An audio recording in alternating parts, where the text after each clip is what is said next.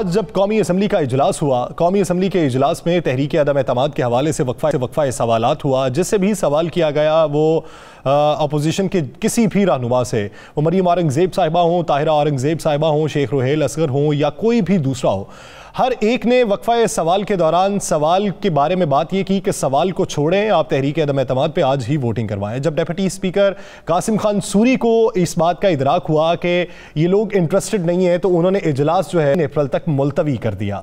Opposition ये समझती है कि डिप्टी स्पीकर कासिम खान सूरी ने आज आईनी तौर से इनहराफ किया है, उनको इजलास मुलतवी नहीं करवाना चाहिए था, गुफ्तगू इस पर होनी चाहिए थी। राना साहब की तरफ बढ़ते हैं। राना साहब, 3 अप्रैल का दिन वोटिंग उस दिन होगी, लेकिन ऑपोजिशन का ये क्लेम कि बात ये हो रही है कि ऑपोजिशन ये कहती है कि हमने आज गुफ्तगू करनी थी और बहुत सी स्पीचेस होनी थी, वो डिप्टी स्पीकर ने नहीं करवाई, तो उनका ये एतराज़ आपको किस हद तक जायज़ लगता है? मेरा ख्याल है अगर हम असम्बली के कार्रवाई को दिखा दें, कुछ हिसाब फिर मुलायजा कर लेते हैं, दिखा दें तो जवाब आ जाएगा ना। चलें कुछ हिसाब मुलायजा करते हैं। जी मोहतरमा शाजिया मरीज साहबा, अगला सवाल पूछें जी। सवाल नंबर बताएं। सर, मेरा सवाल ये है कि नो कॉन्फिडेंस रेजोल्यूशन पर वोटिंग आप कब करा रहे हैं? जल्द से जल्द करा दीजिए। मोहतरमा मरियम औरंगजेब साहिबा।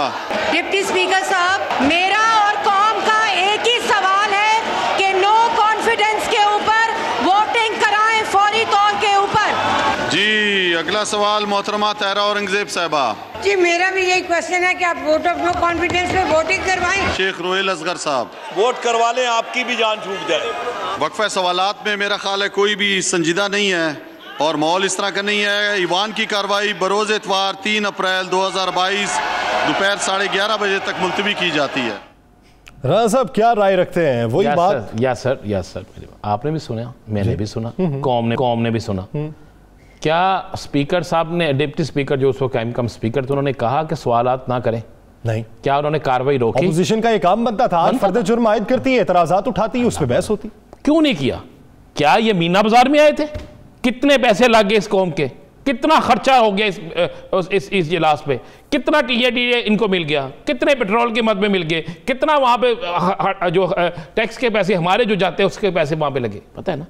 तो हुआ क्या वहां पे एक तमाशा हुआ जनाब अदम एतमाद। भाई एक 7 दिन का टाइम है, अगर वो 3 तारीख के बाद नहीं लाते तो आपके पास आईनी जवाज़ मौजूद है, आप वहाँ सवालात करें।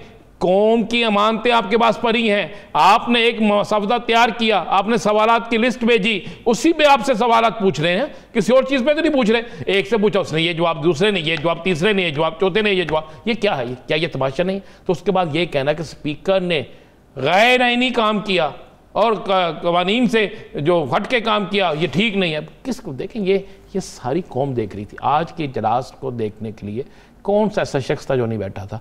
गली मोहल्लों, कुचों बाज़ारों में टीवी लगे हुए थे, लोग देखना चाहते थे आज क्या बहस होनी है, क्या फ़र्द जुर्म आयद करनी है, किस जुर्म की पादाश में उनके खिलाफ अदम एतमाद लाई जा रही है, उन्होंने क्या क्या करप्शन की है, उन्होंने क्या क्या ऐसा काम किया है कि उनको मुल्क का वज़ीर-ए-आज़म नहीं रहना चाहिए। लाना चाहिए था सामने, क्यों नहीं लाए?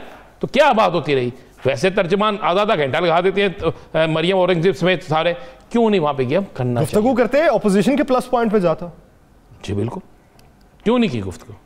गुफ्तगू करनी चाहिए थी यासर, नहीं की गई। और उसके बाद यही जो 6 लोग थे या 4 लोग थे जिनकी गुफ्तगू थी, उसके बाद उनका कहना कि हमसे सवालात हमें बहस नहीं करने देंगे। क्यों और किस तरह बहस होती है? शहबाज शरीफ साहब ने भी यही आके क्लेम किया कि बहुत सी तकारीर होनी थी। सवाल ये बनता है कि जब मौका दिया गया तब आप जवाब उठाते, तब आप नुकात उठाते और जो फर्द जुर्मा आपने आयद करनी थी वो करते। लेकिन लगता यही था कि अपोजिशन भी यही चाहती है कि वोटिंग हो, बहस ना हो। बहस नहीं है तो फिर आईनी नुकता जो जिसपे वक्फा सवालात के लिए अखज़ किया गया है, फिर उसका मकसद क्या होना था, ये सबको देखना होगा। इजाज़ुल हक साहब, पाकिस्तान की अवाम अपने अदारों की तरफ देख रही है, पाकिस्तान की अवाम उन अदारों की तरफ देख रही है जो पाकिस्तान के अंदर इस्तेहकाम के ज़ामिन हैं, जो इंसाफ के ज़ामिन हैं।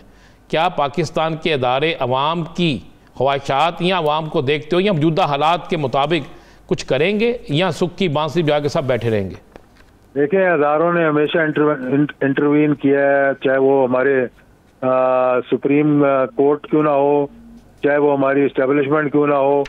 जब भी वो देखते हैं कि मुल्क मुश्किल में है, वो हर वक्त कुर्बानी देने के लिए तैयार होते हैं। चाहे वो पॉलिटिकल, आपने पिछले देख लिया कि काकड़ फार्मूला क्यों आया था, आपने देख लिया कि उस वक्त जनरल परवेज मुशर्रफ ने जब प्रेशर में आके एक एनआरओ किया और उस एनआरओ के नतीजे में उनको ना सिर्फ अपना यूनिफॉर्म उतारना पड़ गया बल्कि सेल्फ एग्जाइल में क्या कि एग्जाइल में भी जाना पड़ गया। तो अदारे जब पॉजिटिव इंटरवेंशन नहीं करते तो फिर अदारों का भी नुकसान होता है, मुल्क के नुकसान के साथ साथ। इस वक्त ये देखना है कि हम किस तरफ जा रहे हैं, और आज की सूरत हाल के बाद तो मैं समझता हूँ कि वोट ऑफ नो कॉन्फिडेंस से पहले कल और परसों के दिन में इन सबको इकट्ठे बैठना चाहिए ऑपोजिशन के साथ। लेकिन वो सवाल किया गया प्रेस कॉन्फ्रेंस के दौरान मियां मोहम्मद शहबाज शरीफ से कि आपकी कल रात मुलाकात हुई थी, उस मुलाकात में कौन सा लायामल तय हुआ? तो उन्होंने इशारा दिया कि पार्लियामेंट के अंदर हमने जो आज अपनी स्ट्रेंथ शो की है, हम यही निजाम को लेकर आगे बढ़ना चाहते हैं। यानी वो तहरीक अदम एतमाद से बैकफुट पे नहीं जाना चाह रहे। वो बैकफुट पे तो अभी नहीं जाना चाह रहे होंगे, लेकिन देख लें इन 2 दिनों के अंदर कुछ भी हो सकता है।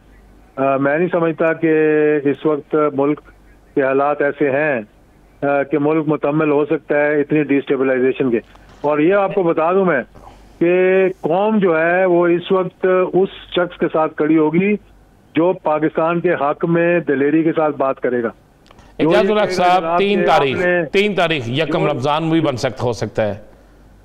हाँ, ये आगे जा सकता है।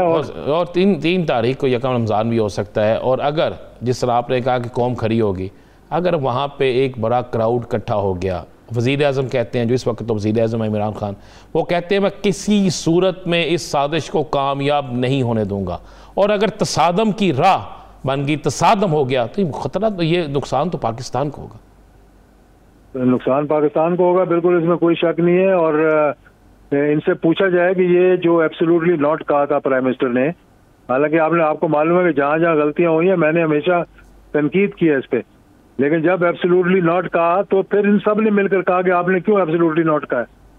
जब ईयू को कहा कि आप हिंदुस्तान को नहीं कह रहे, पाकिस्तान को क्यों कह रहे हैं, तो सब ने कहा कि ईयू को जवाब नहीं देना चाहिए था। आज आपको किसी और मुल्क ने धमकी दे दी है तो सारे लेट गए। और ये कहां से शुरू हुआ है मामला और कहां आकर पहुंचा है, ख्वाजा आसिफ ने इसके मुकाबले बयान दिया कि आपने अमेरिका को गलत टारगेट किया है, आपको नाम नहीं लेना चाहिए था। अब वो नाम निकल गया, गलती से निकल गया, लाइव प्रोग्राम था उसमें, उनका इरादा नहीं था नाम लेने का, लेकिन नाम निकल गया। आप ये समझते हैं कि वो डेलिबरेटली नहीं था, फंबल हुआ है? नहीं, हुआ तो फंबल ही हुआ है, लेकिन किसको नहीं मालूम, यानी चलो मुझे और आपको तो मालूम है, किसको नहीं मालूम। एक रेडी वाले से भी जाकर पूछ लें, वो भी आपको बता देगा कि क्या मसला है।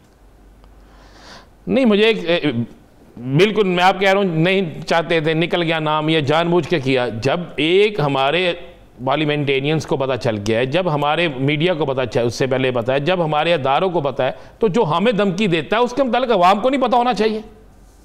अवाम को पता है, अवाम को हमसे पहले पता होता है। अवाम को एक एक चीज पता है, अवाम को पता है कि कौन किस कीमत पर कहाँ गया है, कौन किसके कहने पर क्या कर रहा है और कौन किसके कहने पर क्या कर रहा है, अवाम को सब मालूम है।